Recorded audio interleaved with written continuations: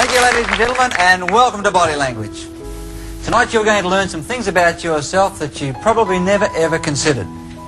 You'll learn some things about your friends, your relatives, your co-workers, your neighbours, and even your boss that you never ever knew existed. Things you might have seen over the years but never knew what they meant. And we're going to show you some ways that you can work out what somebody's really thinking regardless of what they say to you. As we look into this world of body language, this world of silent command. So I guess the first question should be, what's your body language like? Did you notice how many people had their arms crossed when the cameras and lights went on? Let's have a look around. How many people have got their arms crossed right now? Now, when I first walked in and the lights went on, most people thought, what's going to happen? Is he going to ask me a question?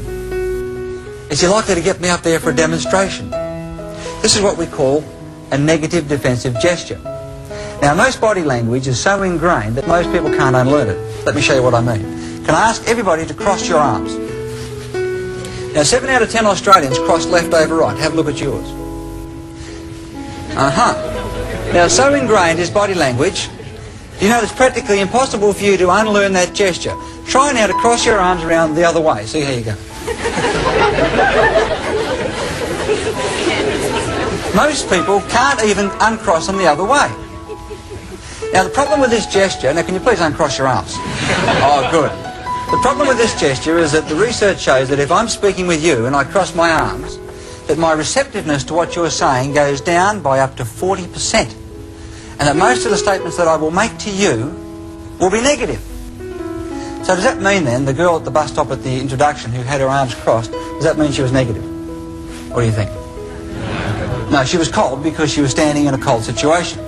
One of the biggest mistakes that people make with body language is to try and take one gesture and try and put a meaning on it. Now, body language is like any language. There's words, sentences, phrases, and punctuation. You've got to take a series of words to get a full understanding as to what each individual word means. And with body language, it's the same. We've got to take what we call clusters of gestures, so that when you see them happen, they'll come in such a predictable sequence that you'll get a feeling that the person may not be telling you the truth. For example, if you ask me a question, as I respond to your question, I begin to rub my nose. What do you think that could mean? Well, it could mean I'm telling lies. Anything else? Itchy nose. What else? I could be stalling for time, yes. Anything else? No, I haven't got a cold. No. I had a cold that looked like this under the wrist. What you said correctly is that one gesture can mean perhaps a dozen different things, just like one word can mean many different things. It could mean that I'm telling you a lie when it's put into a cluster. For example, if somebody's telling a lie, this is one of the gestures that they will use. Other gestures include, if I'm going to tell you a big lie, there's a good chance I'll rub my eye and look at the ground. For example, sounds like a great idea to me, John. You can certainly count on my support.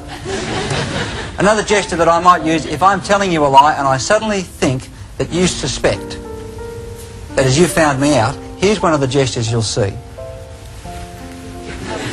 For example, I posted that check on Thursday. So when it comes in a sequence, if you ask me how I felt about your presentation or what you're saying, and I said I think it's a great idea, I think you've done a terrific job and you've got a tremendous future, you may not believe me, is that right? Okay. The question that people ask a lot is, what is the origin of body language? Where does it come from? Well, it comes from a number of different sources. For example, we cross our arms because it's basic body protection. It protects our heart and lungs area. There are gestures such as this one here that we call the OK gesture. Now, this has its origin in an American presidential campaign in the 1820s.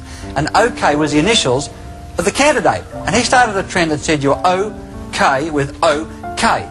Now, he didn't win, but that initial has stuck with us, and today in this country we use that for O. This gesture here means what to you? Yeah, that's OK, she's all right. It goes back to the days of the Roman gladiators. They'd be fighting in the ring. The winner would hold the sword over the head of the loser and look to the crowd for guidance. If the crowd did that, they meant hold the sword up, he's okay. And they spared him. Yet there's other gestures such as smiling, for example. Why do we smile? Now, smiling has its origin in fear. When two monkeys would meet, they would draw the lips back like that, each showing that the other was fearful of the other. Therefore, each was subordinate and non-threatening. Make sense? Now, modern man does the same thing. If I meet you, I will smile. So therefore, you'll interpret me as non-threatening and find me acceptable. What happens if I meet you and I don't smile? You're what? Suspicious? What about this gesture? That's a yes gesture. Is that used as yes throughout the world? No, it's not. Do you know what the origin of this is for yes? No, you don't. Its origin is in bowing. That is, if I'm subordinate to you, I will bow, correct? The more subordinate I am, the lower I will bow in relation to you. Hat tipping is another version of making myself smaller to be subordinate, and that's the origin, of course, of saluting. It's a symbolic hat tip. So, if I agree with you as we speak, my head makes this movement, correct? So it's a stunted bowing movement. Because it's a bowing movement, I'm subordinate to you. Because I'm subordinate to you, I will go along with whatever you want, so we use it as affirmation. What does this gesture mean? That's negative. This is the first gesture that every human being learns. When you're born, you put on the breast to drink. When the baby's had sufficient milk, what movement does it make with its head? It makes this gesture, so it rejects the food. Now, any child, you try to feed it, what happens? Look at the screen, we'll see what happened to baby Paul. And his mum trying to feed him. He doesn't want to know. So very quickly we all learn that shaking our head from side to side is no. Let me give you the words and tone of voice that match those gestures. If I... What's your name, sir? Peter. Let's say, for example, that I like what Peter said, and I agree. Which way does my head move if I like it? And I agree. Up and down, without even thinking. It looks like this. Peter, yes, I think that's a tremendous idea. You're on the right track, and you can count on my support. The gesture confirmed the tone of voice and the words. Is this correct? Yes. If I didn't like Peter, didn't like what he had to say, which way would my head go without even thinking? Peter, I mean, you've got to be kidding. I mean, there is no way in no that that's going to get off the ground. I will not help you. Now, in real life, it doesn't happen that way. You know why? Because when I was a kid, I was taught not to tell lies on one hand. On the other hand, I was taught to be a prolific liar when Mum taught me to be polite. Polite means tell lies. Now, I haven't got the heart to tell Peter I don't like what he's presenting because he's my friend, or he's my boss, or he's my neighbour, he's my uncle. So I better be polite. Here's how it looks if I try to be polite and cover up. Peter, I think that's a great idea. It's got tremendous potential. It really has. You can certainly count on my support. Now, it only looks funny because we've looked at the two most basic elements of movement. We analysed their backgrounds. I gave you the words and tone of voice that matched. Now you're noticing that the gesture is completely contradicting the words. Now, fellas, how many times have you been at a party and you've said to a lady something really cool like, how about coming up to my place for a cup of coffee? And she said, I'm not like that at all.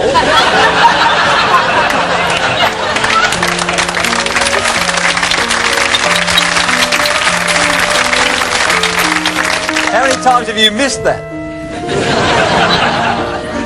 Of course I'll respect you in the morning. Of course.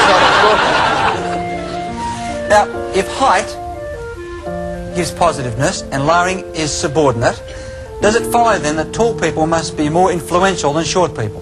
Well, who believes that tall people give greater power and more influence than short people? Hold your hand up. Who believes that tall people do not exert more influence than short people? All the short people. You don't believe that, sir? Can I have you at the front here, please? And come on out here. Come on. Okay, come on out here. What's your name? Bob. Please give Bob a big welcome.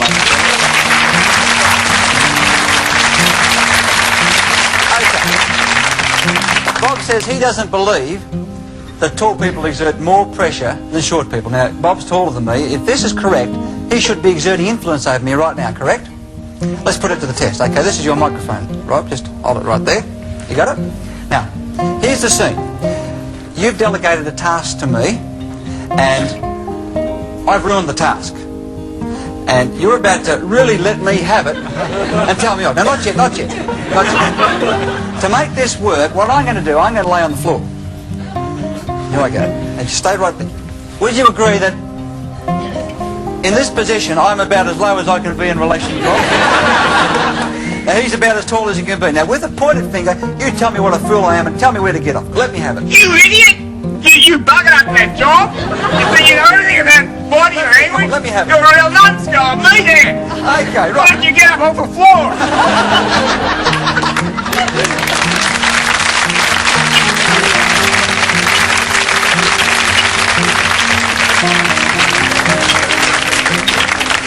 how he had no difficulty in telling me off.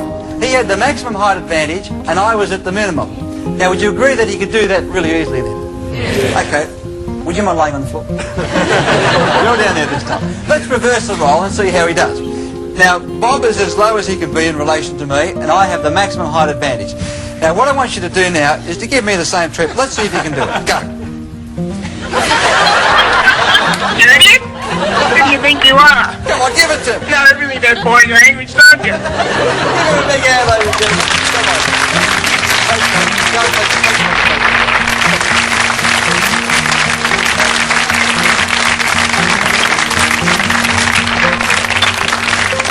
Let me ask you this question. Who's had this experience? You've listened to somebody speaking. You've walked away and you've said to yourself, that sounded really convincing, but I got a gut feeling you can't believe a word of it. Who's had that feeling? Most of us have. Sometimes we might say, I've got a sixth sense, I've got a hunch, and the girls all say, my intuition tells me you can't trust that person. So what does it mean? Well, the research is quite incredible. It shows that when you and I are speaking face to face, that we're relying on the words that we use only a maximum of 7% of the time to put the message across. The gestures and what we call body language accounts for somewhere between 60 to 80% of the message it's sent. Now, if I try to tell you a lie or cover up, my gestures will no longer match my words. They go out of kilter. And a perceptive person will pick up that discrepancy and get a hunch or gut feeling, I'm not being honest. Does that make sense to you? Let's put you to the test. We'll see how perceptive you are. Here's the scene. You're in a home. And there's children playing outside. All of a sudden, you hear smashing glass and bottles. You race outside. Here's one little boy all on his own, head down, hands behind his back. Your question is, did you do that? To which he replies, no, it wasn't me. Question, hold your hand up if you suspect it was him. Aha! Here's another question. Do you then take your course of action based on the gesture or based on the words? Who would act on the gesture? Most of us. So in other words, if a gesture contradicts the words, we'll make our decision on what we see. Is this right? Now this is what perceptive, intuitive people are doing to us all the time, and we're doing it to them. When we're speaking to them, we're watching their gestures, listening to the sounds and words. The moment we see gestures and words that do not compute, we ignore the words and make our decision on what we call our gut level feeling. Have you ever known a hunch or gut level feeling about a person when you're face to face with them to be wrong? Aren't they usually right? Aha! Now the origin of this hand to mouth gesture is quite simple. Child tells a lie, brain instructs the hand, cover the mouth. Stop the words from coming out. Now that same gesture is carried through in adulthood. That's why it's hard to believe somebody who's selling you a second-hand car, for example, who says, it's a great car, it's only done 25,000 kilometres and has a reconditioned motor. You would walk out of there and say, I've got a gut feeling you can't believe what that person's saying, without really knowing why you knew that. Okay, what other signs should we look for? What about our palms? What about our hands?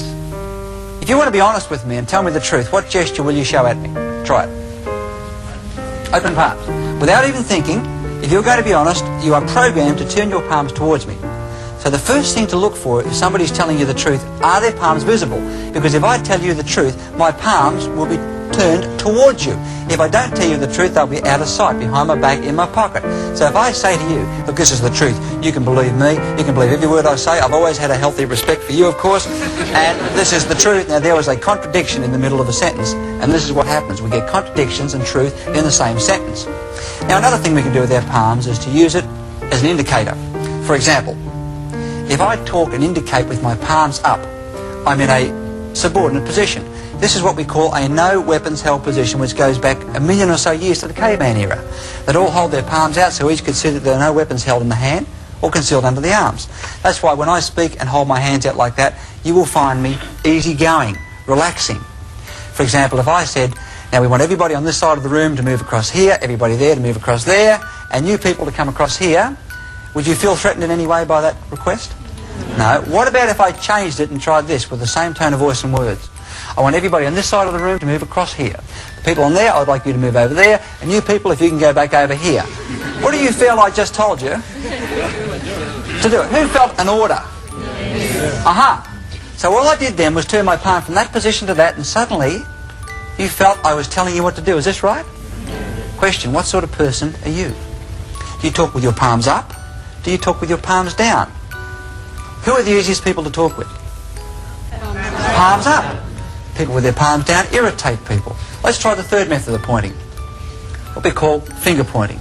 Now, I want you here on this side, if you can go across and sit over there. You people there, I'd like you to sit right across there. What did you feel then? You better do it or else. It wouldn't matter how much I smiled or how happy I sounded. See, this is what we call a baton gesture. It comes in 3 delicious flavours. We get this one here that's called a baton, with which I'm going to hit your stupid, thick, idiotic head to knock a bit of sense into you. But because I'm his boss, I can't treat him that way. I smile and say, we're going to get on really well, I can see that. It's going to be great. Now, there's a second version that goes this way. Now, this is a problem, because where this is an intimidation signal, this is a danger signal. This is the movement that comes immediately before this. So in fighting, it goes from this to this to this. Let me show you how I can introduce somebody to you. What's your name, please? Kerry. Kerry. Come on in here with me, Kerry. Let's say, in this example, that I was going to introduce Kerry to you. There are 3 ways I can introduce you to you. Watch carefully what I do with my hands and see if you can gauge my attitude towards it. Ladies and gentlemen, this is my wife, Kerry. What do you see? Open palm, perhaps? There is a subordinates relationship between us, and I'm the subordinate one. What about if I said, ladies and gentlemen, this is my lovely wife, Kerry? And she'll do as she's told, right? What about, ladies and gentlemen, this is my lovely wife, Kerry, this lady right here. And as soon as I get her alone, there is one more signal that's worth looking at. In this country, if we think something has low status, that is, it's a bit of a joke, we shake our thumb at it and say, that over there. How about, ladies and gentlemen, let me present Kerry to you. Like, take a look. Thanks, Kerry. Give her a big hand.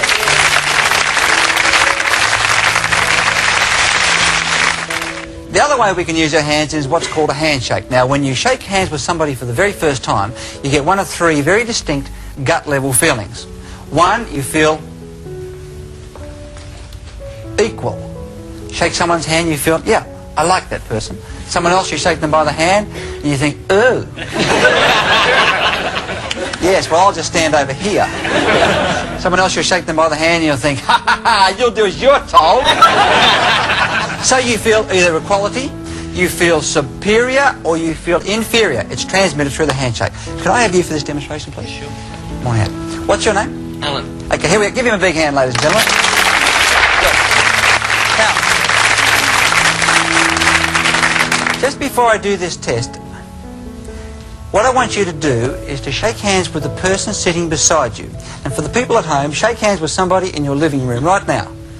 Give them your normal handshake, pretend you're meeting for the very first time. Keep it shaking, keep it going, hold it, freeze it, keep your hands together, don't move, we're going to analyse this. Don't move a muscle, keep those hands together. There's one of 3 things taking place between your handshake. 1 is you're transmitting equality, 2 is you're transmitting that you'll be the boss, or 3 you're prepared to give in. Now listen carefully to this, then analyse your handshake. The person whose hand is facing downmost is saying, I'm going to be the boss and you'll do as you're told. If your palm's up, you're prepared to give in. Okay, stop holding hands. You see, the second origin of handshaking is arm wrestling. Handshaking originated like this. The winner would have palm down, the loser would be palm up. Modern man has put it into a vertical position. You can stop holding hands now, girls. So now the hands locked together. As I try to turn his hand over, he resists. So what are we left with? A handshake that's straight up and down, just the way my dad told me to shake. Good firm grip, son, keep the palm straight. He's only got to let it go just a little bit. Now, I got you, fella. Or if I give in, oh, I feel threatened by him. Now, that's why the most frustrating handshake of all, just hold your palm out flat down, is this one. Every managing director presents this to the staff. Because if I take his hand, what is he forcing me to do? Become submissive. How do you handle someone who does that all the time? Just hold it right there again. Here is the simplest, most effective way. Pleased to meet you once again. Good to see you. Give a big hand, ladies and gentlemen. Thank you.